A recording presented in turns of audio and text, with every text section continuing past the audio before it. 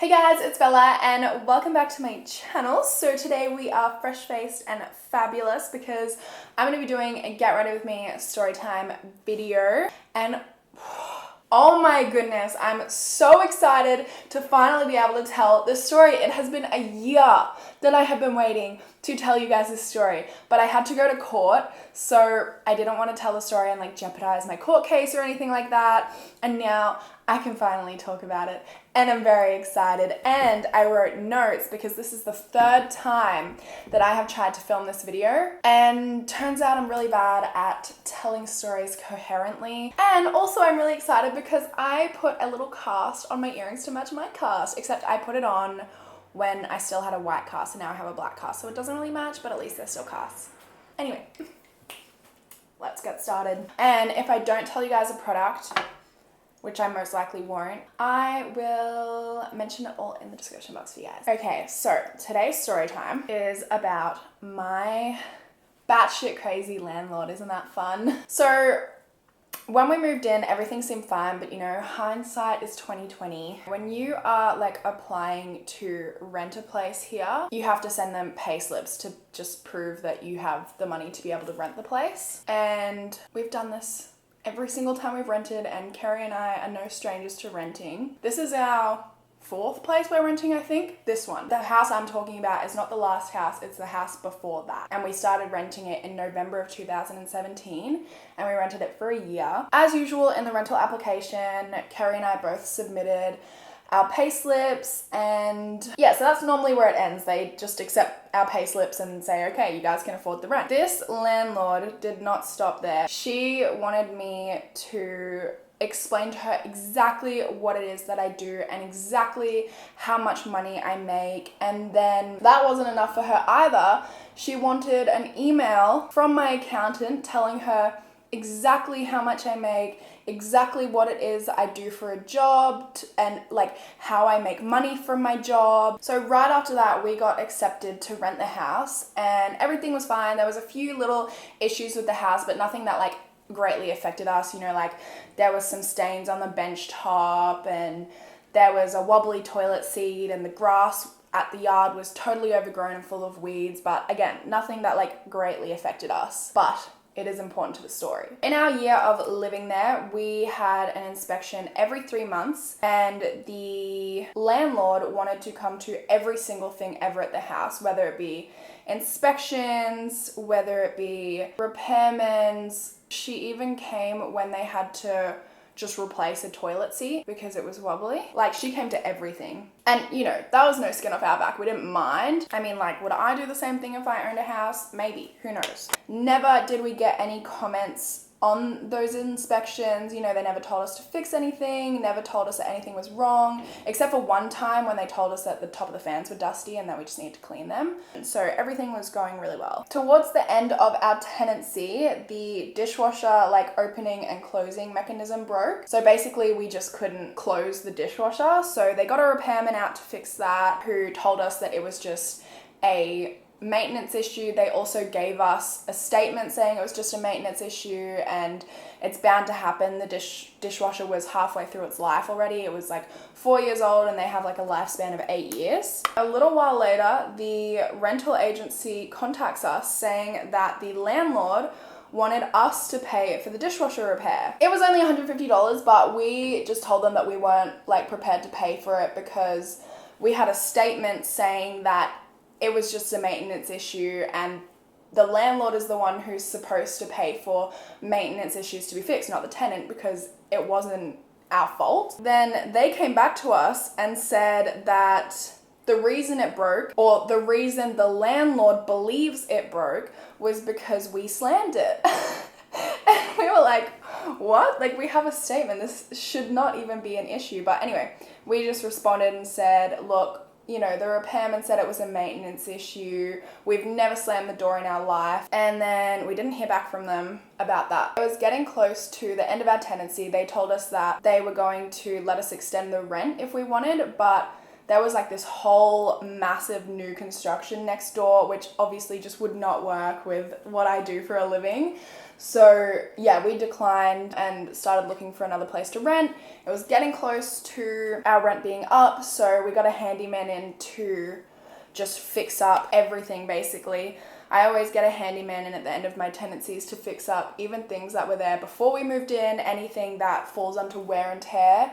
I get all of that fixed, and I had also spilled some nail polish actually, and I didn't just spill it, I ran over it, and then it just like splattered out onto the ground. So we got a handyman out to come and fix that up as well, and that all came right out. I still just like to get it all fixed up just to be, you know, courteous and to be safe. Anyway, because we were getting close to the end of our tenancy, they came through for their final inspection and just let us know of any of the things that they needed us or wanted us to fix before our tenancy was over. So this was the yard, it was some stains on the bench top. As I mentioned, it was already stained when we moved in, but we also added 2 stains while we were living there. And then it was also the dishwasher, and the dishwasher was just a weird thing because not only did they want us to pay for that maintenance, but they also wanted us to fix a stain that was on the front of the dishwasher, which was there in the entry report photos when we moved in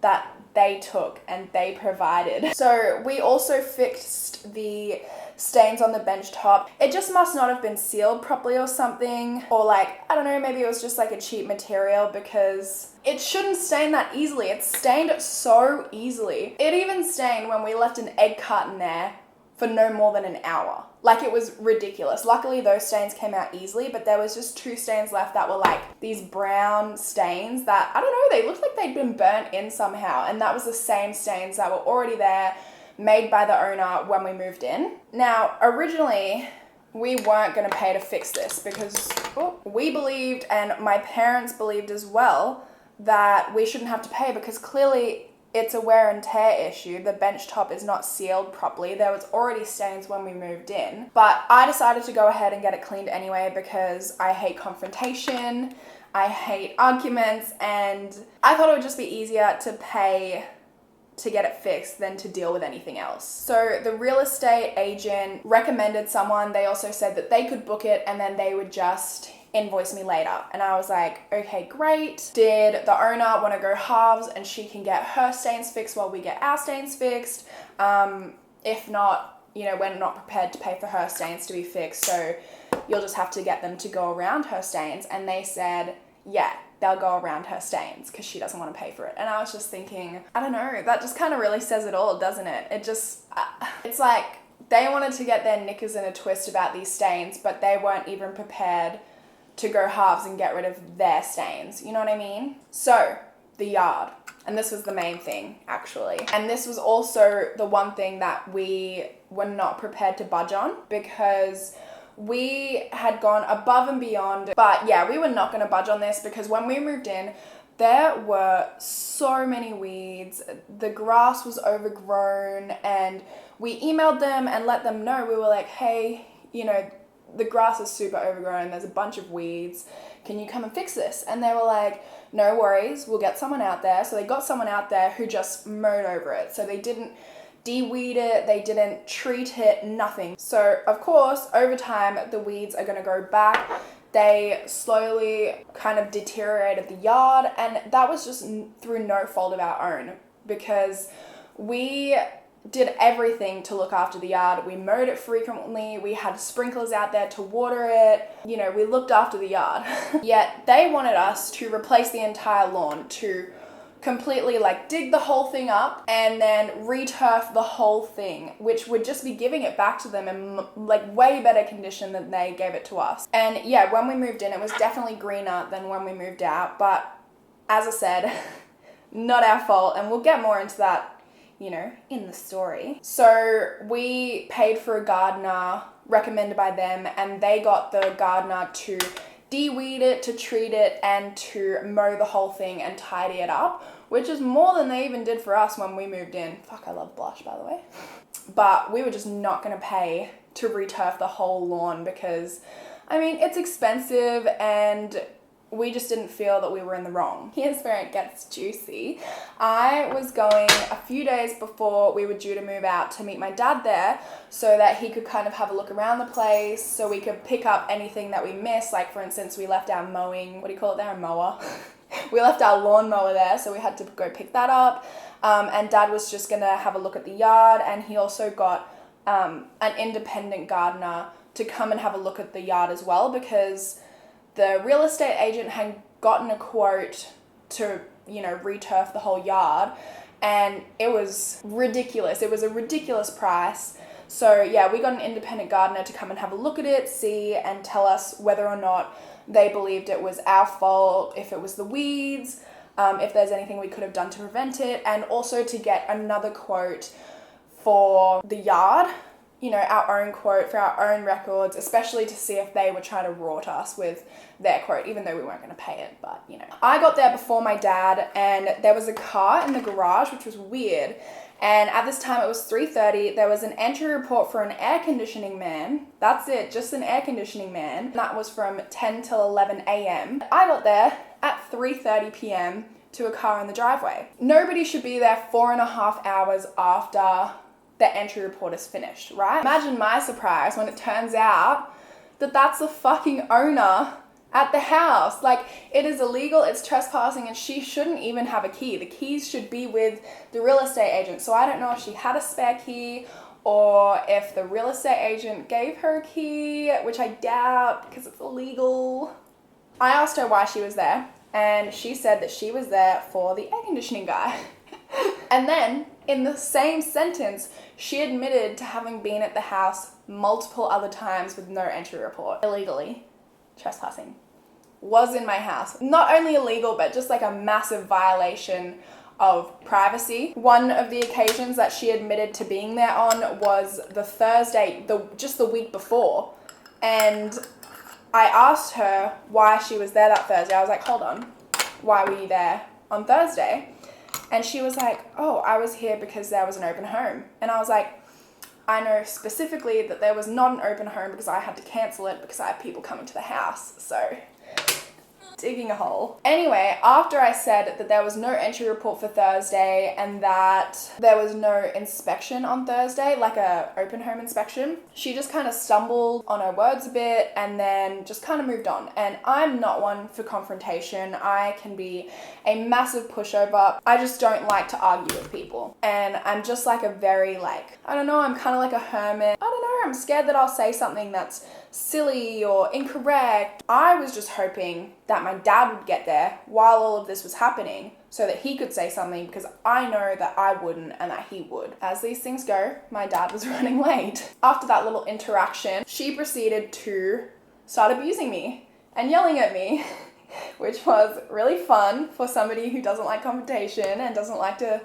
talk back. Oh, it's so rude that my camera keeps cutting out on me. Anyway, I was completely and utterly mortified. I think I moved my camera, have I? Yes. Anyway, I was this close to crying. It was horrible. So basically, she just kind of took me around the house yelling at me. At this point, we had the handyman through, and they had heaps of people, probably, you know, up to maybe over 100 people, because they had so many open home inspections. We had cleaners, we had carpet cleaners, we had the owner going through, you know, lots of people were going through the house after we had already got the handyman in. The first thing that she decided to yell at me for was this tiny, like this big, little nick on the walls of the stairs, screeching at me, asking me how I did it, even though I knew for a fact that I had nothing to do with this. Not to mention it would be wear and tear. It was minuscule. Anyway, I told her I'm really sorry. I don't know how it happened, that we had the handyman there who, you know, fixed everything, that both Kerry and I had gone through the whole house and checked everything to make sure there was nothing else that the handyman had to do, because we didn't want him to have to get him to come out again or hire another person to come out when we could just get it all done in the one go. I feel like this is on an angle now. Now, this seemed to make her even more angry. She said that it was absolutely completely and obviously my fault, and how could I not know how it happened? Which, I couldn't believe it. It was so tiny. Even if I did do it, I wouldn't know how it happened. It was like this tiny little nick on the staircase, and it would have just been laughed out of the RTA or QCAT if she tried to come for me. This is the first thing she chooses to yell at me about. And she was going off. Like, I actually can't even believe she was going off. And she yelled at me about it for a straight 5 minutes. Doesn't sound like a long time, but when you're being yelled at for 5 minutes, it's a lot. It's a very long time to yell about a nick. Anyway, I didn't argue with her. I just let her yell at me. And so then after that, she decided to take me upstairs and yell at me about the dishwasher. She yelled about the fact that I wouldn't pay for the repair. She yelled at me about the stain, even though the stain was on the entry report photos. And she really, really yelled at me about the bench top. The stains on the bench top, even though we had already organized through the real estate agent for someone to come and fix that, and we were gonna pay for it. So, I don't know, but she went on and on about that freaking bench top. She asked me how we created the stains, and I said, I'm really sorry, but I don't know what to tell you. I don't know how the stains were created, which she didn't like. She was like, how can you not know? You put something down, you pick it up, stain. How do you not know? And I was like, oh my God, like, I don't know what's going on. My brain, trying to please people, trying not to be confrontational, trying not to get yelled at, tried to come up, because I didn't know how the stains were created, I tried to come up with an excuse for one of them or a possible explanation, because we had like our sink there, right? And then here is where we kept our hand sanitizer. And the stains were brown, like something had been burnt into them almost. And we had an Aesop hand sanitizer, which is brown. I said to her, I don't know, that's where we had our hand sanitizer, so maybe, you know, that somehow stained the bench. She did not like that, not one little bit. She yelled at me, basically called me stupid, saying it had to be from heat. I didn't know what to say, and she kept like pressing me for answers. I was like, I'm not sure, the sun comes through that window, so maybe that's how it burnt on. Didn't like that either. She's like, can you like stop trying to tell me it was your hand sanitizer, like how did you do this? And I don't know, I really cannot tell you how she went on about it for so long, especially because we had already organized for someone to come in and fix. Now, I don't remember every single thing that she yelled at me for, every single thing that she said, but this one was really weird. So she took me into our bathroom, which was like an ensuite bathroom. In our shower, we had a little like glass shelf which you rest your shampoos and conditioners and body wash on. And ours was drooping a little bit, and the real estate agent and the owner actually had already spoken to us about it in an inspection. They came to the inspection and said, hey, we noticed this is drooping. If it gets any worse, let us know and we'll get it fixed. Because it's a maintenance issue. They are made to hold stuff. You know, if it starts drooping, that's not our fault. Anyway, we'd already spoken to them about it. She brings me in and starts showing me how it's drooping. And I was like, oh, you know, I'm not sure what to tell you because, you know, we had already discussed this. It's not our fault. And then she basically said it is 100% our fault because we put too much stuff on it. We had 2 people living there, so we must have put 2 of every product on there. And I told her, Terry just uses all of my shower products. So we only had 1 shampoo, 1 conditioner, and 1 body wash in there. And, you know, I didn't say this, but even so, it's an ensuite. It should be built to hold the stuff of 2 people, you know, 2 normal human beings that use shampoo, conditioner, and body wash. But even so, Kerry used all my stuff, so we didn't have double. Not that it would matter. And this was really weird, but she tried to argue with me and tell me I was lying and that she knew that I must have used 2 of everything, which is so weird, first of all. Anyway, she went on about that for fucking ages. Eventually we ended up going downstairs because to get to the outdoor area, you have to go downstairs and go through the garage, open a door which opens onto a little like landing, then you go down a flight of stairs and there's the yard. So she took me down to the yard, where on the landing she starts yelling at me about the yard because, you know, we're still waiting for gardeners to come in, so there's a few weeds around, which is to be expected because the weeds are not going to stop growing. There's going to be weeds every time the grass grows because you did not de-weed it. She went off about the yard. off about the yard. I genuinely thought that I was gonna cry.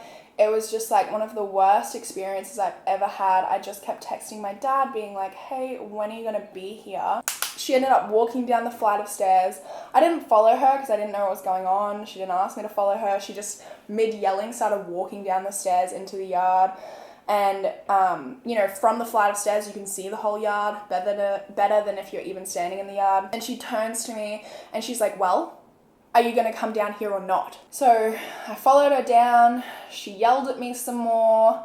And then she started walking into the grass, which probably came up to about your ankles. Again, I didn't follow her. I was wearing slides. I just didn't really want to walk into the grass. She turned to me and she goes, hello, do I have to tell you again? So I was like, oh, look, I'm wearing slides, so I might just go up to the landing and I can see what you're talking about from up there. And then she yelled at me a bit more. Eventually, somehow we managed to get back into the garage.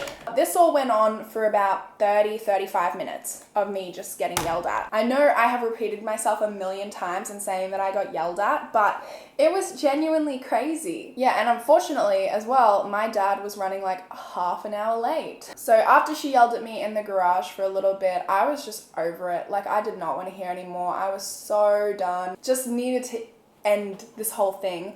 And so I interjected and I was like, look, I'm gonna back my car out so that you can get your car out. So I got into my car, started backing out, and then I see her going, like, waving at me to get me to stop. So I stopped my car and she comes over. I get out of the car, she starts yelling at me again. Again, I said, like, you know, I'm just gonna get into my car and like back out so that you can get your car out. And then once again, she started yelling at me. I mean, not yelling, but like waving at me to try and get me to stop to come and say something else. And I have a reverse camera in my car, but I was like, not today.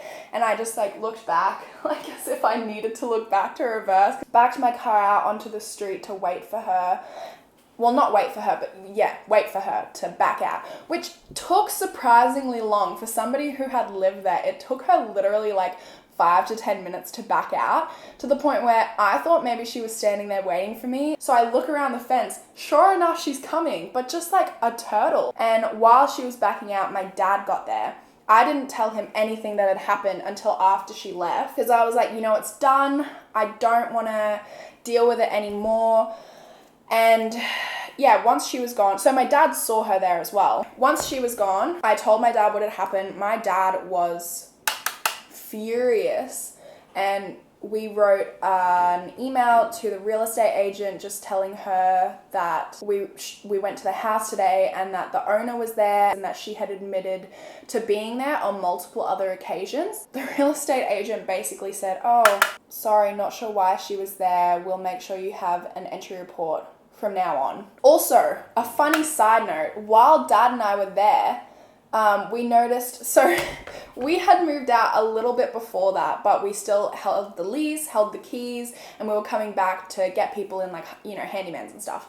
So we had moved out a little while before that. The bins were completely empty because we'd already taken them out, and we showed up where our bins were completely empty, and she had filled the entire bin up with plush toys. I have a photo, I'm gonna show you guys right here. I don't know how she had so many plush toys or why they decided to put them in our bin. So anyway, Dad got there, we met with the gardener who said that it was very clearly not our fault that the yard had deteriorated, that there was nothing we could have done to prevent it. It was the fact that, you know, there was this massive fence next to the house and this massive kind of construction site next to the house that was blocking the sun. There was also weeds grown throughout the yard, which deteriorated the yard. They also wrote us a statement, and they also wrote us up a quote of how much it would cost to returf it. You know, in case of the off chance or something that we had to go to QCAT and they made us pay for it, we definitely were not going to pay for hers, because hers was just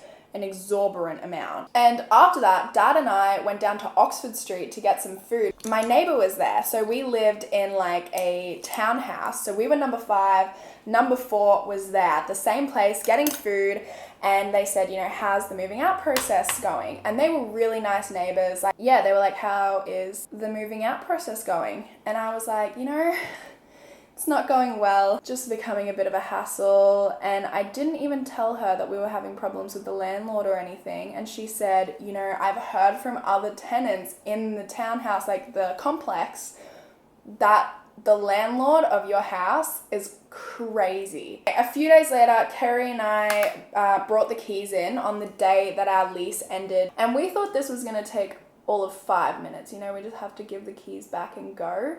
We were there for an hour to an hour and a half because the rental person for our property was just talking about the landlord and how crazy she was and how she was hard to deal with, and how, for example, with the dishwasher, when she would tell her, like, look, we can't get them to fix that stain, and we can't get them to pay for that stain, and we can't get them to pay for the repair because it was a maintenance issue, she would just yell at her. So she wouldn't just yell at me, she would yell at the rental agency, our property manager, and she would hang up on her, and she would call up the dishwasher repair company. She would also call up different dishwasher repair companies to try and get a statement or a story that fit her narrative.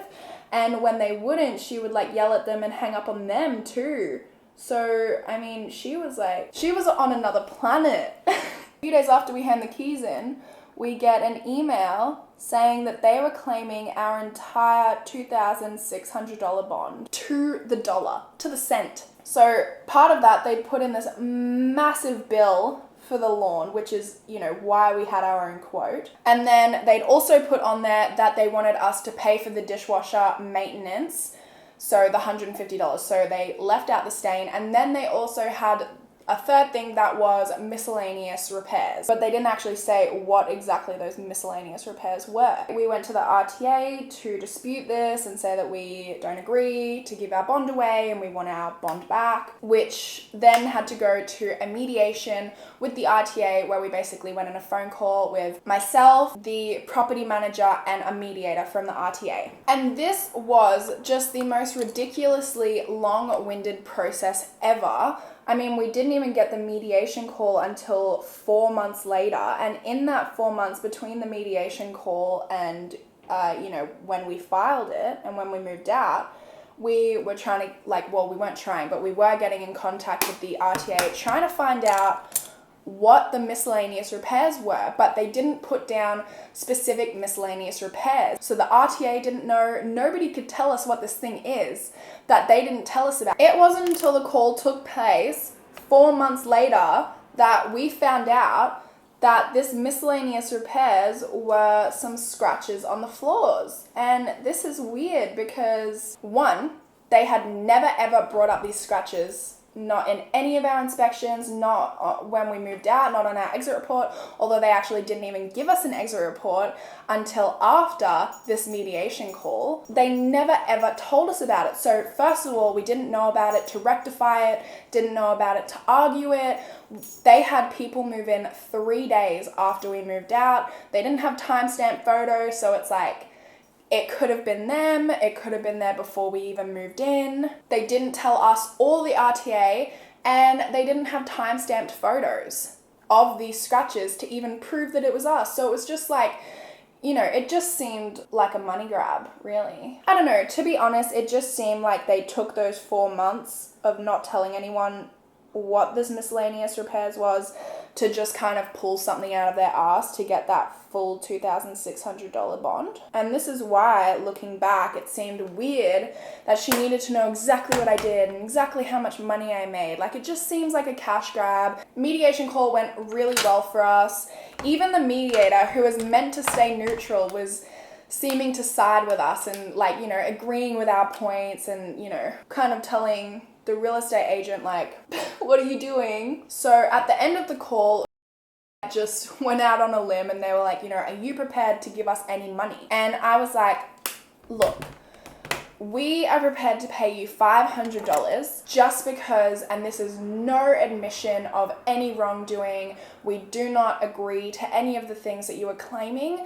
This $500 is purely because we don't want to go to court and we think it's easier to just give you this $500. I said that it was just a gesture of goodwill, and then basically she said that she had to go talk to the owner the mediator told her that she had 24 hours to come back to us, let them know if they accept or give us a counter offer. And so the mediator called me back the next day and said, the landlord has said that she's not willing to accept any less than $1,500. And she knew that I wasn't going to pay that, you know, and she didn't think we should go for it, the mediator. And I said, yeah, look, we're not willing to pay that. So we had to go and file for court proceedings with QCAT, and QCAT is the Queensland Civil and Administrative Tribunal. And we basically got my dad to help write up all our evidence. It was like this 15-page document, because you have to submit all of the evidence that you want to like speak about in court, otherwise you're not allowed to speak about it. So we wrote up like this 15-page document with our statement, our side of the stories. We included emails, we included evidence, statements, picture evidence. It took fucking forever for us to get our court date after that. It took 7 months for us to get our court date. Like, we thought it would be done and dusted before we went over to Italy, but it wasn't looking like that. So we emailed them and we were like, hey, you know, we're waiting on our court date. Can you just make sure you don't give it to us in the month of June because we won't be here? And they were like, yep, no problem. Eventually, we got our court date. And while we were waiting for our court date, we got an email saying that the landlord was trying to be joined to the proceedings, because at that current time, the proceedings were between Kerry and I and the rental agency, because the rental agreement was between us and not the landlord. She ended up getting declined anyway. And 7 months later, we finally get our court date, and 1 week before the court date, the owner tried once again to get joined to the proceedings. Well, actually, the owner fired the real estate agent, so she was trying to be joined to the proceedings or replace the real estate agent in the proceeding, but she was also trying to get it adjourned to a later date, which we were like, you can't do that. We emailed months in advance to let you know when we wouldn't be available. You're trying to email in 1 week, like this has already been going on for a year. So anyway, we were given the opportunity to respond, and we said we gave notice that we weren't going to be available months before we even got the court date. There's only 1 week left to the court date, so we would appreciate not having this adjourned, as the rental agreement is between us and the rental agency anyway. She got declined from adjourning it and from being part of it, which actually kind of made me feel better, because I was like, look, the rental agency has been fired, so they're not going to care. And she said that she's not going to be here for the date, so I won't have to see her, which is great. And I was feeling good. I was still like, had crippling anxiety about the whole thing, but I was feeling like better about it. We showed up for the court proceedings, and lo and behold, the owner was there, and I just started shitting my pants. I almost started crying. My whole face just got really fucking hot. My hands were sweating. I felt like I was going to vomit. So we went into the like courtroom, and the owner had to sit in the audience because she wasn't allowed to be part of the proceedings, but she could like watch. And there was 2 people from the rental agency, Kerry and I, 2 adjudicators, and then somebody who was, I think, typing up notes. Now, this whole thing was so incredibly scary. All I have to do is my lips, and I'm done. Darling, we got in there. You either had to swear on the Bible or take an oath. And the 2 real estate agents did it first, and they got to me, and they were like, do you want to swear on the Bible or do you want to take the oath? And I was like, what's the difference? Nobody said anything. They didn't tell me the difference. They just looked at me. And I get that it was kind of a dumb question, but like, I didn't know what they were. I'd never been to court before. I'm sorry, I haven't been to court before. And I was like, okay, I'll just do this one, and pointed at the Bible because everyone else was doing that one. So I just thought it would be easier. Swore on the Bible, we sat down, and then the adjudicator like started talking, and they said to me, why are you here? I didn't know what to say. Again, never been to court. I apologize. And I said, the bond. And then he said something else, and it was like a really long-winded, complicated way of asking me if, like, you know, why we were here. And I said, I have a statement. Can I read that now? And again, he didn't say yes. He just said this really complicated, long-winded way of saying for me to say why I was there and read the statement. So I asked again, like, hey, can I read my statement? And then he said yes in a really weird way. So I read my statement. I had really dry mouth. You know when you get really nervous and your mouth gets really dry and sticky? Then the adjudicator asked what their response was, and they just said, we believe that the deterioration was caused by the dog. By Mia. And the other adjudicator was like, okay, so how much does the dog weigh? And, you know, what sort of dog is she? And we were like, you know, she's 20 kilos, but she's an inside dog because, look, Mia's a bit of a princess. She's actually sleeping at my feet right now. She is mostly an inside dog, except when she goes out to, you know, do her do's. The adjudicator said, first of all, I don't think a 20-kilo dog is going to do anything and deteriorate the lawn that much, especially considering she's inside most of the time. But second of all, you agreed to let a dog be there. So you're kind of arguing against yourself because you should expect wear and tear from a dog that you agreed to let live there. Then they also submitted their inspections. So something I forgot to mention, even though I have notes, is that, like I said, you have to submit all of your evidence that you want to show in court. They didn't submit a slither of evidence, nothing. So that meant that they couldn't argue anything new in court. They couldn't present any new evidence. They could just, you know, respond to what we were saying. But anyway, they did ask to submit inspections from all the inspections throughout the time, and because they took photos of the house during their inspections, and we agreed to let them show that. So they handed them around, and these actually worked in our favor because you could see that we kept the yard tidy. You could see that every time they came, it was mowed, that, you know, we watered it, and that it dried out in the cooler months, which the adjudicators mentioned. Also, they asked about the miscellaneous repairs, and in court, the owner, I mean, you could have done this sooner, come on, the owner leaned over to the real estate agent and said they weren't going to go ahead with that claim anymore, which I was like, yeah, that's smart, because first of all, you didn't submit any evidence, because second of all, you don't have any, because third of all, it wasn't us. And then they also, the adjudicator said, you know, what about this dishwasher? And the real estate agent said, yeah, the owner believes that they're the ones that caused it. And the adjudicator was like, yeah, it looks here like we have a statement from the repairman saying that it was a maintenance issue. And they also asked the agents if the owner had returfed the lawn yet, because obviously it had been a very long time. It had been like over a year, and they said no, the owner hasn't returfed it. Her mother's been sick, so she was visiting her for a few weeks. And they kind of ignored that because they were like, look, a few weeks, it's been over a year. It's obviously not very important, and it's obviously not that bad if you yourself haven't even gone to returf it. Like, obviously it doesn't matter that much. So in the end, they awarded us the whole bond except for $350, which they decided to give to the owner.